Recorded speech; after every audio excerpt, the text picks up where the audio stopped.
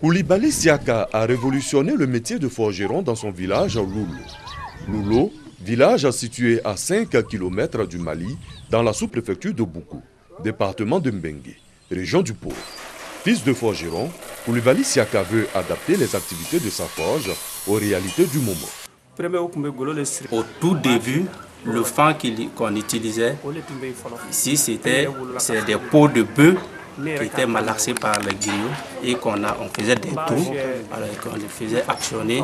Alors c'est les deux peaux qu'on attachait et c'est ça qu'on soufflait pour allumer le feu. Donc c'est ça qu'on utilisait. Et à l'époque, c'était des petits couteaux, des fossiles, les roues qu'ils fabriquaient. Au fil du temps, les choses ont changé parce qu'il y a eu l'avènement de la charrue que la CIDT a envoyée. Donc il faut aussi s'adapter aux réalités du moment. Charrue, sémois, charrette et graineuse, bennes des tracteurs. En somme, matériel et accessoires agricoles, ils sont fabriqués. Chaque pièce des outils est fondée, façonnée, fabriquée pour satisfaire les différentes commandes. Cette créativité, le forgeron la doit à sa volonté de réussite, car il est analphabète. L'école, c'est une affaire de maintenant. Nous, on travaille comme ça. Et comme aujourd'hui, avec les activités qui ont commencé à s'accroître, il faut que moi aussi je trouve des méthodes pour pouvoir organiser mon travail. Le personnel de l'atelier est composé uniquement des membres de sa famille. La raison, le respect de la caste de forgeron. Il y a une partie dans notre atelier qui est réservée aux forgerons. Si tu n'es pas forgeron, tu ne peux pas travailler dans le fan. Mais si tu veux venir travailler ici, là, nous devons voir les jeux d'abord pour que tu passes par la voie de l'initiation. Le village est unanime sur les qualités de Koulibaly Siaka, qui permet à cette population rurale de Loulo de supporter aisément les travaux champêtres. Il aide beaucoup les paysans du village dans l'agriculture, puisque les produits qu'il fabrique, les charrues, les sémoires, les égreneuses, tout cela, ça contribue au développement de l'agriculture dans nos villages. Koulibaly Siaka compte ouvrir son atelier à d'autres personnes, afin de briser la barrière de caste et devenir le repère de la nouvelle génération.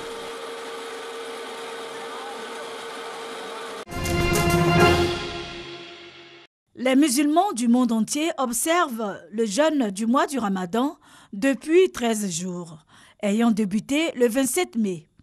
Comme à l'accoutumée, cette période est marquée par la pénitence, la prière et le jeûne. Comment tenir bon quand on exerce un métier difficile durant le jeûne? Assetou Sidibé est vendeuse de fruits. Elle nous parle de son expérience. J'arrive avant sans manger, mais si on coupe le carême, je prends un peu pour manger. Quand tu te lèves à 3 heures comme ça, tu ne pourras pas. Toi, tu manges avant que les gens vont venir, tu vas les servir. Eux viennent à 4 heures. Je ne fais pas par là. Et on est venu se débrouiller. Quand tu as fait plat, tu vas venir payer. Quand tu te débrouilles, il ne faut pas parler mal aux gens. Afoussata Diarasouba, commerçante de baobab et de parapluies. Elle nous dit qu'elle arrive à jeûner parce que fortifiée par Dieu, avec qui elle a fait alliance au préalable. Je n'ai pas commencé avec les autres, mais je vais terminer le reste avec les autres. Je sais que je dois honorer ce que je dois faire avec Dieu. Pendant les 30 jours, il y a un seul jour, tout le monde va dire que ce jour, ça ne va pas. Cette vendeuse de tchèp est confrontée à goûter la soupe et le tchèp à la cuisson pour s'assurer qu'il est bien préparé. Elle observe son jeûne autrement. On a fait carême maintenant, on a vendu. Notre femme là, c'est pas toujours tu fais carême. Moi, je prépare, tu goûtes comme ça, après je fais comme ça. Ça fait rien même. C'est pas coupé carême. Nous abordons un autre corps de métier. Ibrahima Silla totalise 30 années de métier de conducteur. Pour lui, le jeûne est devenu une routine. J'ai fait des transports d'abord, ça m'a fait 7 ans de 30 ans. Actuellement, je conduis une dame. Là, il n'y a pas de problème, tout ça passe bien. Mais on est habitué à ça maintenant. Pour Malik Zakari, fleuriste, jeûner, c'est honorer Dieu. Il suffit de respecter les clauses du jeûne. Comme d'habitude, il n'y a rien qui a changé. Je fais mon travail à l'aise. Des fois, ça me fatigue, mais quand je n'ai rien à faire, je me repose.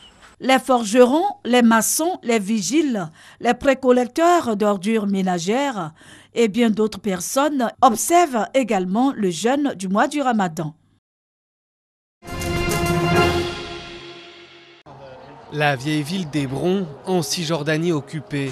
Autrefois bondée, ses allées sont aujourd'hui désertes et ses échoppes cadenassées. Pendant la guerre des 6 jours en 1967, les forces israéliennes ont pris le contrôle de la ville et quelques années plus tard, le gouvernement a autorisé l'installation des premiers civils. Hébron est aujourd'hui la seule ville de Cisjordanie habitée par des colons juifs. Avant 1967, nous étions pauvres mais nous vivions en sécurité. Pendant les 12 ans qui ont suivi la guerre et l'occupation, il y avait du commerce et de bons emplois. Mais après, les violences ont commencé et se sont répandues dans notre région à cause des colons juifs et du soutien qu'ils reçoivent. Hébron abrite le tombeau des patriarches, un lieu saint pour les juifs et les musulmans. Après 1967, la ville a été divisée de facto et une poignée de colons habitent dans certains quartiers barricadés et entourés de checkpoints, laissant les Palestiniens sans liberté de mouvement. Notre vie est tellement dure, on vit puni en permanence, mais que pouvons-nous faire? On doit se sacrifier pour cette terre.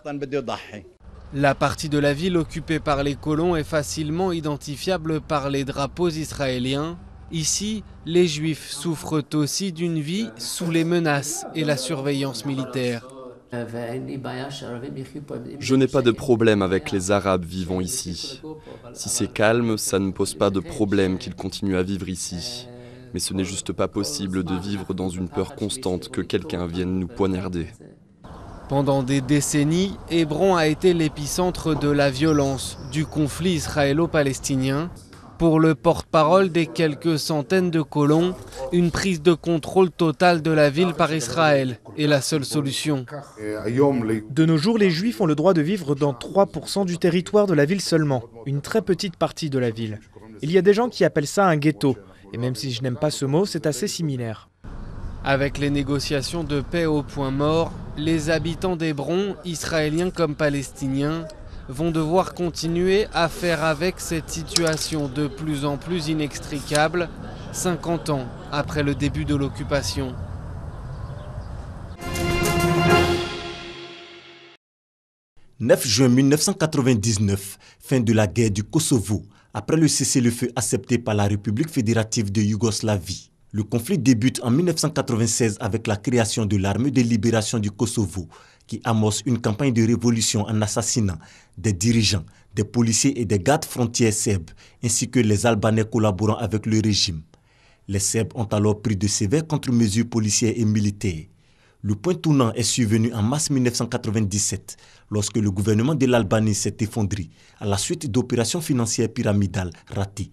Des arsenaux ont été pillés et ces armes se sont invariablement dirigées en grand nombre vers le Kosovo, où l'armée de libération du Kosovo naissante livrait aux autorités serbes une véritable guerre d'indépendance. La communauté internationale a réagi à la crise en 1998 en créant un groupe de contact composé de l'Allemagne, des États-Unis, de la France, du Royaume-Uni et de la Russie, qui fit d'ultimes efforts diplomatiques en février 1999 lors de la conférence de Rambouillet. Human Rights Watch a estimé que les forces serbes avaient expulsé 862 979 Albanais du Kosovo vers la Macédoine et l'Albanie et que plusieurs centaines de milliers avaient été déplacés à l'intérieur de leur propre pays. Au total, plus de 80% de toute la population du Kosovo ou 90% des Albanais du Kosovo avaient été chassés de leur foyer. Des rumeurs concernant un plan d'épuration ethnique à grande échelle mené au Kosovo, conçu par le ministère allemand de la Défense, circulaient dans les médias occidentaux. Ces rumeurs se révélaient par la suite infondées, bien qu'étant à l'origine de l'intervention militaire de l'OTAN. L'échec des négociations à Rambouillet et l'éventuelle catastrophe humanitaire poussa l'OTAN à intervenir en effectuant une campagne aérienne de bombardement appelée Opération Allied Force. Ces frappes qui duraient plus de 70 jours semblent mener une impasse jusqu'à la conclusion d'un accord entre la République fédérative de Yougoslavie et les envoyés spéciaux de l'Union européenne, à savoir le président finlandais et l'ancien premier ministre russe, le 3 juin 1999. Ils étaient venus présenter les exigences du G8 pour mettre un terme au conflit du Kosovo à Milosevic. Le cessez-le-feu est accepté par la République fédérative de Yougoslavie le 9 juin et met fin à la guerre du Kosovo.